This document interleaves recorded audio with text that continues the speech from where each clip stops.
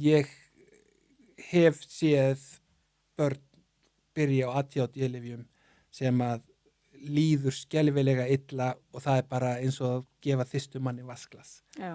Það er svona eins og birti upp fyrir þeim, bara logg, þú veist, að heimurinn verður skýrari, samskipti verða einfaldari, það þarna hjálpa þeim ótrúlega mikið að fá lyf. Já. Þannig að ég verð alltaf smá svona skeptísku þegar fólk byrjar að tala þessa ofgreiningu og ofnotkun lyfja við ADHD, að það ákveðin hætta þar, að það býr til skömm. Það býr til ákveðna skömm. Barnið mitt í raun og veru með ADHD, þarf það nokkuð að vera á lyfjum, eða ömmurnar og afarnir. Þarf barnið þitt í alvöru að, þarftu ekki bara aðeins strangari mamma, eða þurfið ekki að vera aðeins betri uppalendur. Lang flestir foreldrar að leggja sig ofboðslega mikið fram við uppeldi barna sinna. Maður heyrir alveg af mömmum eða foreldrum sem að ekki að standa sig. Lang flestir að leggja sig rosalega fram og að eyða tíma með börnunum sínum. Og en samfélagið gerir kröfu mjög mikið og svo dynur á það líka, barnið þitt nokkuð með ADHD, þarf það nokkuð að vera á lyfjum, en lyf, ég hef séð börn bara algjörlega, það bara eins og nótt og dagur fyrir það að byrja að taka lyf og eftir að taka lyf. Þannig að þetta svolítið eins og þú segir með eldri kynslóðina, það ég hef oft heyrt mitt bara, það voru bara, það bara annað hvað með aðeim ADHD, það var nú engi með ADHD þegar ég var í grunnskóla og maður alveg, já, ok, en tossarnir, því að,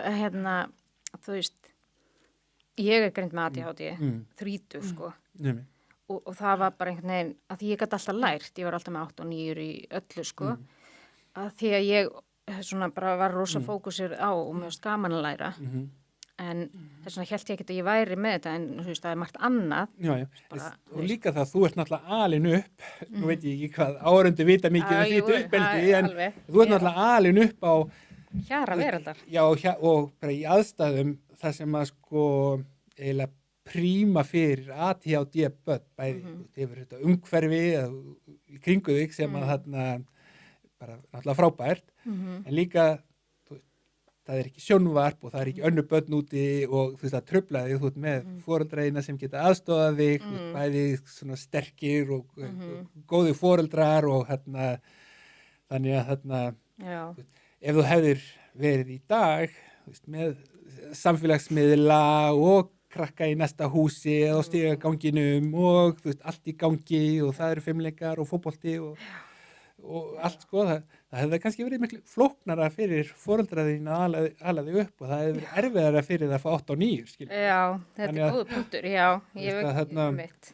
Þannig að þetta góða umhverfi sem kemur á annar stað sem þú ert í dag, gerir það kannski að verkum að ADHD greindist ekki fyrir en þú ert að vera 30, skilur. Og það var alveg margt sem að ég hugsaði bara eftir á og bara svona, þú veist, ef ég sletti bara make a sense, svona alls konar, ég á auðveldara eftir að ég greindist og ég tek lyf, að þá ég auðveldara með samskipti og bara einbeitingu í samtölum, þú veist, allt þetta, þú veist, ég svona, það, þú veist, fyrir mig hjálpar þetta mjög mikið, sko, að því ég var bara óskipulegasta manneski heimi, ég það alveg, en þú veist, en ég ásamt auðveldara með rosalega margt. Og en ég fæ mitt þessa skömm þegar að tala um þetta í fjölmiðlum, til dæmis að þá ég alveg býtu, ég kannski ekkert með þetta og ég bara eitthvað, taka eitthvað leysing, þarf ekki og mér finnst það svona að við erum rosa fljóta að fara í einhverju svona, að reyna að finna eitthvað að öllu. Mér finnst það að vera bara svolítið þjóðfélagið einhvern veginn. Já, eða það líka sko fjölmiðla umræðan, það eru sum mál sem að hendi ekkert rosalega vel svona hefðbundni fjölmiðla umræðan. Notkun ADHD-lyfja. Það alveg örugglega einhverjir sem að þurfi ekki að taka ADHD-lyf sem ekki að taka ADHD-lyf. það er alveg pottitt mál. En það er ekki það sem að við þurfum að hafa áhyggjur af. Nei. Við þurfum að fagna því að börn sé að fá lyf sem virkilega þurfa á því að halda. Og hugsanlega er þetta eitt af þeim sviðum sem við erum að standa okkur mjög vel á. Að greina börn með ADHD og gefa þeim lyf. Með hegðunarvanda í skólum. Það eru krakkar sem er að beita ofbeldi. Það eru krakkar sem er að beita ofbeldi og eru bara komin á mjög hættulegan stað. Og ég er alveg viss það að það eru fleiri krakkar í dag sem eru á hættulegri braut og þau eru að sýna hættulegri hegðun heldur en var fyrir 20-30 árum síðan. Ég efast ekki það. En langflest af þessum börnum sem er að missa stjórn og skapi sínu í skólum, þetta eru krakkar sem er ekki það sem ég kalla þau ekki sína ofbeldi, heldur þau missa stjórn og skapi sínu. Þau eru í aðstæðum sem þau ráða ekki við. Þetta eru kvíðnir krakkar. Þetta eru krakkar sem hafa upplifað mikil áföll. Þetta eru krakkar í miklum námsvanda og eiga við, eða jafnvel krakkar sem eru við málþroskaraskanir að stríða. Og þannig að þessi umræða hendar illa, flókin mál henda illa svona fjölmiðla umræðin. Þannig hún verður svolítið einsleit. Það er stærri hópur barna sem er að sýna alvarlegt ofbeldi í dag heldur en fyrir 30 árum síðan. Það er samt 99% barna sem er ekki að gera það. Skilurðu? Og börni sem er að missa stjórn og skapi sínum í skólunum, það er ekki þessi börn. Það er annar hópur.